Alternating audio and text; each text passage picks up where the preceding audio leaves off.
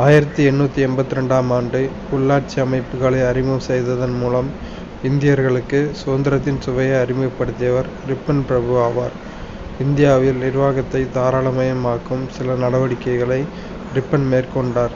நிர்வாகத்தை பரவலாக்க வேண்டும் என்பதற்காகவே உள்ளாட்சி அமைப்புகளை ரிப்பன் பிரபு அறிமுகப்படுத்தினார். உள்ளாட்சி அமைப்புகளை நடைமுறைப்படுத்துவதில் இருந்த சில தடைகளை 1882ஆம் ஆண்டு ரிப்பன் பிரபு இயற்றிய தீர்மானத்தின் மூலம் அகற்ற முயன்றார். கிராமப்புறம் மற்றும் நகர்ப்புறங்களில் உள்ள அமைப்புகளுக்கும் தேர்ந்தெடுக்கப்பட்ட மக்களுக்கும் அதிக அதிகாரங்களையுடைய உள்ளாட்சி நிர்வாக உரிமைகளை வழங்கும் விதமாக ரிப்பன் தொடர்ச்சியான பல சட்டங்களை ஏற்படுத்தினார். குழுக்களும் பரிந்துரைகளும். பல்வாந்திராய் மேத்தா குழு 1957. 3 அடுக்கு பஞ்சாயத்து அமைப்பு. கிராம அளவில் கிராம ஊராட்சிகள். நேரடி தேர்தல். வட்டார அளவில் பஞ்சாயத்து சமிதி. மாவட்ட அளவில் ஜில்லா பரிஷத்து. மறைமுக தேர்தல்.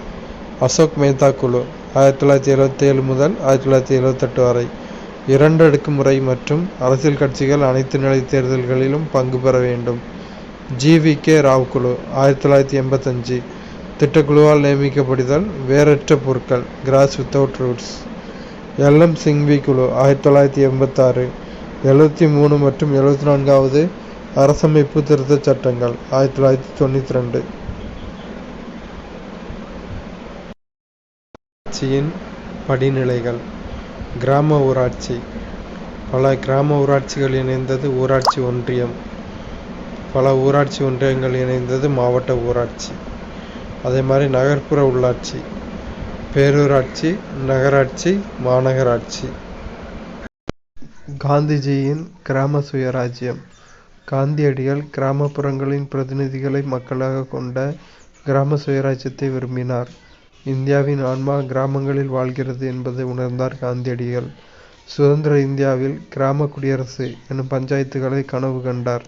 காந்தியடிகள் பஞ்சாயத்து ராஜ் ஒரு அதிகார பகிர்வு கொண்ட அரசாக இருக்க அறிவுறுத்தினார்.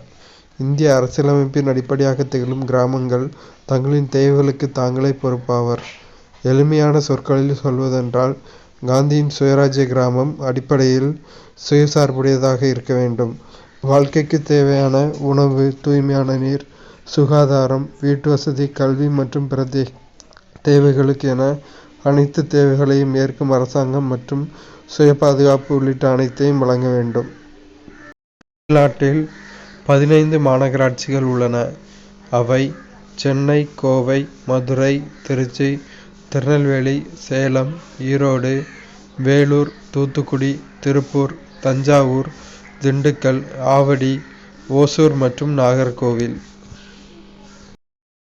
நகராட்சி தலைவராக பெரியார். பெரியார் ஈ.வே. ராமசாமி அவர்கள் 1917ஆம் ஆண்டில் இருந்து பல ஆண்டுகள் ஈரோடு நகராட்சியின் பெருந்தலைவராக பதவி வகித்தார். அவரது பதவிக்காலத்தில் ஈரோடு நகராட்சி மக்களுக்கான முறையான குடிநீர் வசதி மற்றும் சுகாதார வசதிகளை ஏற்படுத்தி தருவதில் முனைப்பு காட்டினார். 1919இல் குழாய் மூலம் குடிநீர் விநியோக முறையினை பெரியார் செயல்படுத்தினார். இந்திய நகராட்சி நிர்வாகங்களின் வரலாற்றில் இத்திட்டத்தினை முதலில் செயல்படுத்தியவர் பெரியார் என அறியப்படுகிறது. உள்ளாட்சி அமைப்புகள் சமூகத்தின் அடிமட்ட அளவிலிருந்து செயல்படுகின்றன. ரிப்பன் பிரபு உள்ளாட்சி அமைப்புகளின் தந்தை என அழைக்கப்படுகிறார். சோழர் காலத்தில் கிராம நிர்வாக குழு உறுப்பினர்கள் கொடவோலை முறை மூலம் தேர்ந்தெடுக்கப்பட்டனர். 1994ஆம் ஆண்டு முதல் தமிழ்நாட்டில் புதிய பஞ்சாயத்து ராஜ் அமைப்பு நடைமுறையில் உள்ளது. கிராம ஊராட்சி என்பது கிராமங்களின் உள்ளாட்சி அமைப்பு ஆகும்.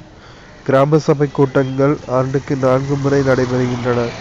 ஊராட்சி ஒன்றியங்கள் பல ஊராட்சிகள் ஒன்றிணைவதால் உருவாகின்றன. மாவட்ட ஊராட்சிகள் ஒவ்வொரு மாவட்டத்திலும் உருவாக்கப்பட்டுள்ளன. மாநகராட்சி, நகராட்சி மற்றும் நகர பஞ்சாயத்துகள் ஆகியன நகர்ப்புற உள்ளாட்சி அமைப்புகள் ஆகும். மாநகராட்சியின் தலைவர் மாநகர தலைவர் மேயர் என்று அழைக்கப்படுகிறார். உள்ளாட்சி அமைப்புகளுக்கான தேர்தலை மாநில தேர்தல் ஆணையம் நடத்துகிறது.